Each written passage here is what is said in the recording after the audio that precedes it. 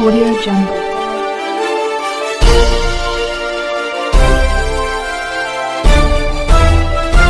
Audio Jungle. अभी आप देख रहे हैं कंचन न्यूज। इसे लाइक शेयर सब्सक्राइब करना ना भूलें ताकि न्यूज का नोटिफिकेशन सबसे पहले आपके पास पहुंचे। अब चलिए खबरें विस्तार से। राजस्व एवं भूमि सुधार विभाग बिहार सरकार ने माननीय नीतीश कुमार जी मुख्यमंत्री जी के नेतृत्व में लगातार पारदर्शी निर्देशानुसार विभाग ने लगातार कई पोर्टल विकसित किए जो आम जनता की सुविधा को बढ़ाता है। आपने पिछले दिनों बहुत हाल में देखा होगा कि लैंड कन्वर्शन का पोर्टल विकसित किया गया, से ही वो ऑब्जेक्शन फाइल कर सकते हैं, ऐसी व्यवस्था बनाई गई। तो उसी श्रृंखला में बिहार जमीन मालिकों को ई मापी और तत्काल मापी की व्यवस्था सौगात के रूप में विभाग इस बार दे रही है। और इस श्रृंखला में और 6-6 महीना 8-8 महीना साल भर इंतज़ार में लोग रहते थे कि मेरी ज़मीन की मापी हो जाए, और ज़मीन मालिक का मालिकाना ये तय करना एक अलग बात होती थी। वो व्यक्ति जिसकी ज़मीन विवादित हो वो मापी, और इसमें कोई भी व्यक्ति, उस पोर्टल विकसित किया गया है, कोई भी व्यक्ति इस ऐप पर ऑनलाइन अप्लाई कर सकता है ई मापी के लिए, यानी कि उसकी ज़मीन की मापी के लिए। और वह जो उसके विभाग का जो वेबसाइट है जिस पर अप्लाई करेगा वो www.emaapi.bihar.gov.in पर वो अप्लाई करेंगे और ऑनलाइन आवेदन दे सकते हैं। और उसके बाद रैयत को ई मापी पोर्टल पर जाकर अपना रजिस्ट्रेशन कराएंगे। ऑनलाइन आवेदन करते समय रैयत को जमाबंदी से प्लॉट या खसरा का चयन करना है। फिर उसमें अपनी व्यक्तिगत जानकारी, ज़मीन का विस्तृत विवरण, चौहद्दीदारों का विवरण और मापी कराने का कारण बताते हुए अपने अंचलाधिकारी को मतलब ऑनलाइन आवेदन देंगे। मापी हेतु आवेदन ग्रामीण क्षेत्र में राजस्व मौजावार तथा शहरी क्षेत्र में वार्डवार समर्पित किया जाएगा। ऑनलाइन आवेदन प्राप्त करने के बाद अंचलाधिकारी द्वारा संबंधित हलका के राजस्व कर्मचारी से उसकी जांच कराई जाएगी कि जो आवेदन दे रहे हैं उस जिस ज़मीन के बारे में उसका स्टेटस क्या है। रैयती ज़मीन पर कई तरह के विवाद होते हैं, कई मामले न्यायालय में विचाराधीन होते हैं। इन तमाम तरह की सूचना सीओ को मतलब अंचलाधिकारी को जो है राजस्व कर्मचारी देंगे और दस्तावेजों की जांच की जाएगी। राजस्व कर्मचारी द्वारा मापी हेतु अनुशंसा करने के पश्चात अंचल कार्यालय द्वारा आवेदन को ऑनलाइन विधि द्वारा ही मापी हेतु अमीन फी का भुगतान करने की सूचना दी जाएगी अमीन द्वारा। अब अमीन जो पहले अमीन का जो फीस था वो निश्चित नहीं था। अमीन कितना पैसा ले रहा है अलग अलग क्षेत्रों में अलग अलग चीज़ का, उसके हिसाब से उसका फी निर्धारित किया जाता था। लेकिन अब अमीन फ़ी जो है वो निर्धारित कर दिया गया। एक दिन का वेतन पहले होता था, एक दिन का जो वेतन होता था अमीन का उतना फ़ी दिया जाता था। और अमीन कई तरह के पहले उजरत अमीन थे और रेगुलर अमीन थे, सबका अलग अलग था। उसकी वजह से यह जो रेट है वो वेरी करता था। अब सरकार ने उसको निर्धारित कर दिया है कि ग्रामीण क्षेत्रों में 500 रुपया एक प्लॉट के लिए, एक खेसरा के लिए, और शहरी क्षेत्र में 1000 रुपया एक खेसरा के लिए। एक बार में एक दिन में अधिकतम 4 खेसरा की मापी की जा सकती है और ज़्यादा से ज़्यादा 2 दिन के अंदर मापी का कार्य पूरा करना होगा अमीन को। जिलाधिकारी उस केस नंबर के लिए आवेदक द्वारा चयनित तिथि एवं अमीन की उपलब्धता के अनुसार मापी की तिथि निर्धारित करेंगे और चौहद्दीदारों एवं सभी पक्षों को मापी की नोटिस देंगे।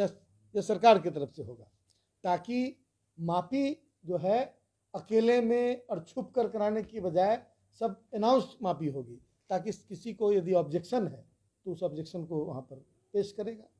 मापी की तिथि को अमीन, आवेदक एवं चौहद्दीदारों की मौजूदगी में आवेदित भूमि की मापी करेंगे और मापी रिपोर्ट अंचल अधिकारी को सौंपेंगे। अंचल अधिकारी से मापी रिपोर्ट की स्वीकृति मिलने के पश्चात रिपोर्ट को सभी के अवलोकनार्थ जारी किया जाएगा और इस तरह से आवेदक को अपने लॉगिंग में ही मापी का प्रतिवेदन प्राप्त हो जाएगा। मापी शुल्क जमा किए जाने के पश्चात अधिकतम 30 कार्य दिवस के अंदर याचित भूमि की मापी पूर्ण करने का प्रावधान है। लेकिन वैसे मामले जिसमें तत्काल मापी कराया जाना है, तत्काल व्यवस्था भी सरकार के द्वारा शुरू की गई है कि तत्काल मापी कराया जाना है, वैसे में जो शुल्क होगा वो दोगुना हो जाएगा। यानी कि ग्रामीण क्षेत्र में 1000 रुपये और शहरी क्षेत्र में 2000 रुपये देकर लोग जो बिहार से बाहर रहते हैं और जिनके पास समय की कमी है और बहुत कम समय लेकर आए हैं नापी कराने के लिए, वैसे लोगों के लिए तत्काल व्यवस्था है जिसमें दोगुना शुल्क देकर और वो लगभग एक हफ्ता तय किया गया है, एक सप्ताह के अंदर उनकी मापी करा दी जाएगी। और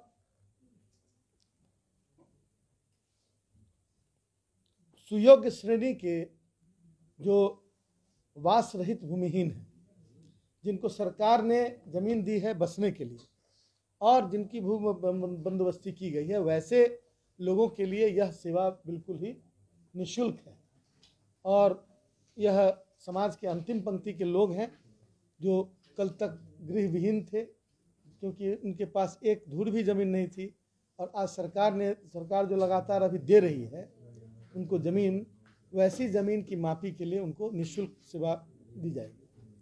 और इस तरह राजस्व एवं भूमि सुधार विभाग ने माननीय मुख्यमंत्री जी, उप मुख्यमंत्री जी के नेतृत्व में और हमारे बहुत ही सक्षम और योग्य पदाधिकारियों के लगातार क्रियाशील रहने और तत्पर रहने की वजह से और उनकी सक्रियता की वजह से हमारे जो सॉफ्टवेयर डेवलपर हैं, जो डेवलपमेंट की व्यवस्था है NIC के माध्यम से, इन तमाम जो हमारे जो पदाधिकारी और कर्मचारी साथी हैं, सब लोगों को हम अपनी ओर से साधुवाद देते हैं।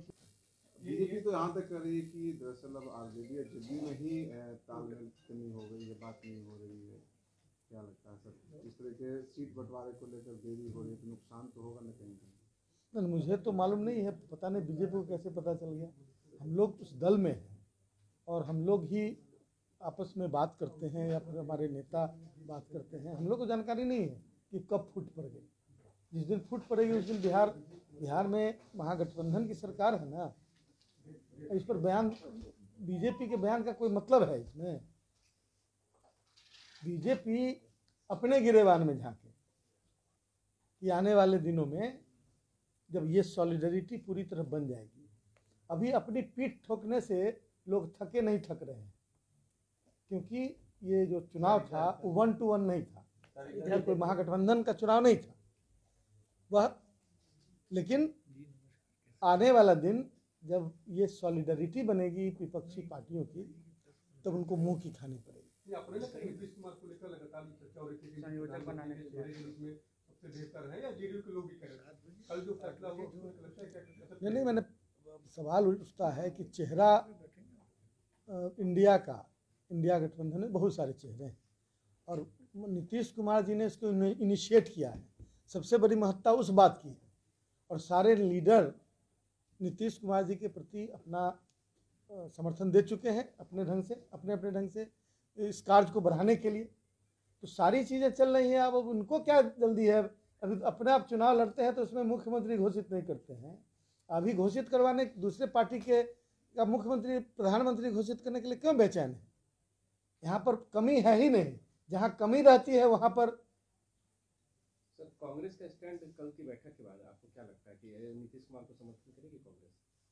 नहीं, ये कयासों का जवाब मैं नहीं दे सकता।